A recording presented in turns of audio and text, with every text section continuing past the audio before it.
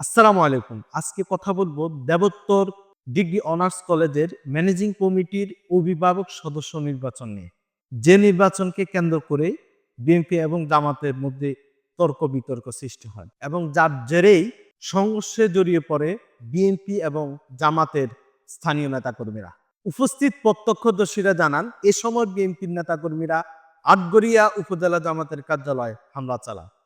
এ সময় অফিসে থাকা কোরআন শরীফ ও ইসলামী বই পুস্তকও পুড়ে ছাই হয়ে যায়।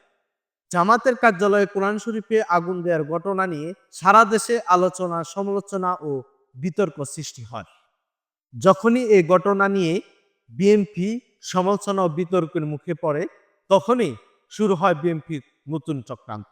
বিএনপির স্থানীয় নেতাকর্মীরা ফায়ার সার্ভিসের একটা বক্তব্যকে কাটছিট করে শুরু করে জামাতের বিরুদ্ধে অপপ্রচার।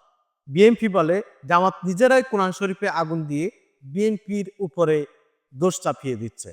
জামাতের কার্যালয়ে আগুন নেভাতে ফায়ার সার্ভিস খুব গুরুত্বপূর্ণ ভূমিকা রাখে।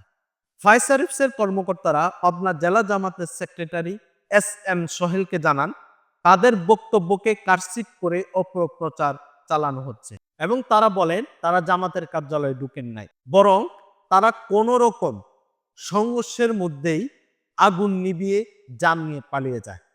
কার্যালয়ের ভিতরে কোরআন শরীফ ছিল কি ছিল না তা তারা জানেনই না। ফায়ার সার্ভিসের কর্মকর্তারা মূলধারার গণমাধ্যম এসএটিভিকে জানান, তারা জামাতের কার্যালয়ে প্রবেশ করেননি।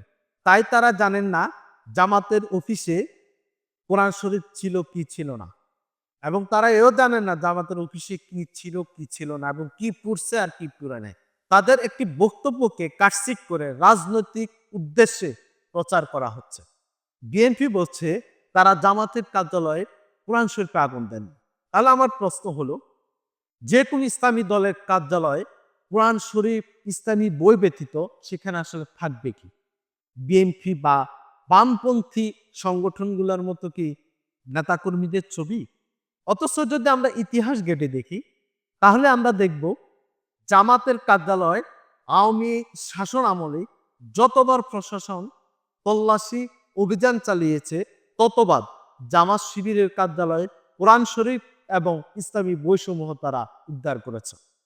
আর বাংলাদেশের সবাই জানে জামাত শিবির ও ইসলামী সংগঠনগুলার কার্যালয়ে কোরআন শরীফ ইসলামী বইগুলাই থাকে।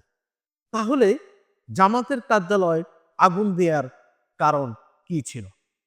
বিএনপির এই মিথ্যাচার ও অপপ্রচারের একটাই উদ্দেশ্য, জামাতকে রাজনৈতিকভাবে হেয় প্রতিপন্ন করা, যা অতীতে আওয়ামী লীগ নিজে ঘটিয়ে তা জামাত শিবির বা বিরোধী দলের উপর চাপিয়ে দিতেন। এই ঘটনাগুলোর নিরপেক্ষ ও সুষ্ঠু তদন্ত হওয়া প্রয়োজন। ধর্মীয় পবিত্রতাকে যারা রাজনৈতিক হাতিয়ার বানায় তারা আসলে কারা?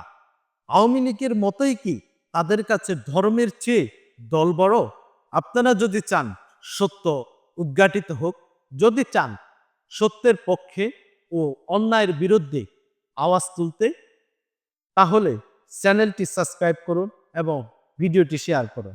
আল্লাহ হাফিজ।